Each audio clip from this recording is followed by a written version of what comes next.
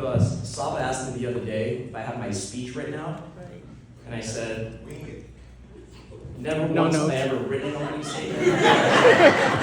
Never once have I written a closing argument. It all comes from right here, and that's what I'm going to do tonight.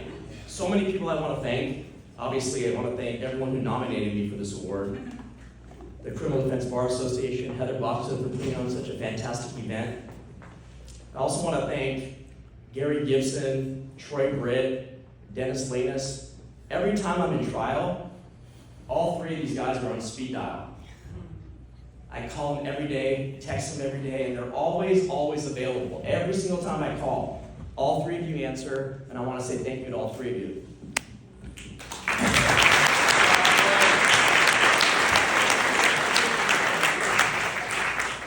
I got to go back to where it all started, right? The Public Defender's Office. And you gotta say it the right way. You gotta say the Public Defender's Office, right? Because I truly believe that the San Diego Public Defender's Office is the best public defender's office in the country, hands down.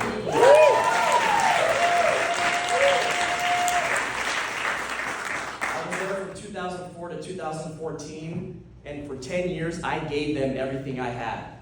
And that's the only reason why I'm here today, is because of the Public Defender's Office. Thank you, Paul Rodriguez, for being here, and Randy Mize. Thank you for coming back.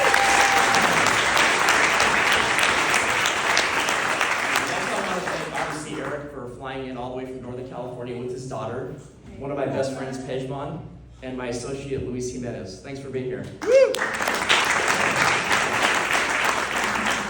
Richard Gates. Where do I begin with you? You only get 3 minutes. I'm going to read a text message you sent me last month, with your permission. It says, Don't wave. honored to share in your evening, recognizing your skill as a trial animal. Talk about full circle. Talk about full circle. And I read that 17-word text message probably about 50 times. Because you were my mentor. And in 2008, you had a very high-profile murder case in Pacific Beach. And you could have picked anybody in that office to work with. Anyone to second chair the case with. But you chose me. The guy 4 years out of law school, never handled a murder case. You saw something in me back then that I didn't. And for those of you that don't know, when you're a young lawyer in the Public Defender's Office and Richard Gates chooses you, it's like LeBron James picking you to be the first pick in an all-star game. That's how good it felt. And I learned so much from you, and you never changed who I was. You let me be me. But what you did was you fine-tuned everything. And that's why I stand here today. And I remember the road trips that we had. Richard, you were supposed to retire in 2008. This was supposed to be our last case together. We were going to try this case, and that was it. You know, these long road trips we took, we were finding you houses. Where are you going to go? What are you going to do? And then we tried the case. You didn't leave. You were still there. Because you were still there because your book wasn't supposed to end that way. It was supposed to continue. Your script was supposed to continue for 16 more years and end tonight with your mentee winning this award and the mentor winning the Lifetime Achievement Award. That's how it was supposed to end.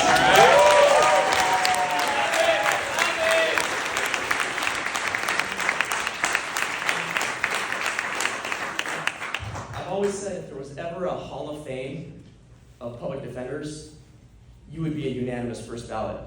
Thank you, Richard.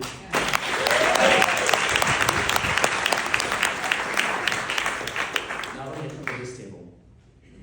My kids, Layla and Ryan. You know, yesterday Layla asked me, Daddy, is your work thing tomorrow night? And I said, yes. She said, do I have to come? Well, thank you for coming. They're both here. I love you, Layla, Ryan, and I'm so proud of both of you.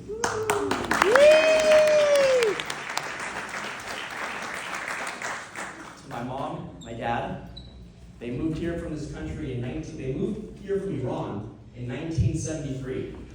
And I know mom's crying already. From the time they got here, my dad worked. Round table. He worked day and night, 7 days a week. And my mom is the strongest person that I know. Because despite what my mom has been through, she still remains the glue that holds our family together. Thank you, Mom. Thank you, Dad. My dad's work ethic and my mom's strength is the reason why I'm here.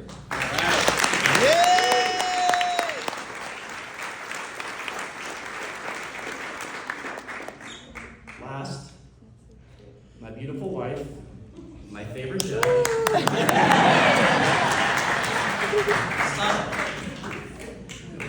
We met at the Public Defender's Office in 2004, and we've been together ever since. 20 years. Been through a lot. And anytime she had a trial, we worked on it together. When I had a trial, we worked on it together. But despite everything, she always remained my #1 supporter. She was always my #1 fan. And she always challenged me to be better. And you know when you get a case, you get a trial, and everyone says, oh, there's no way you're going to win that case. You should settle it. Why are you going to trial? What's the offer? At best, you're going to get a second. You might get a ball if you're lucky. There's only one person who ever believed in me, and that was her. She would always tell me, no matter what everyone else said, that if anyone can win this case, it's you. Because she always had my back. Yeah!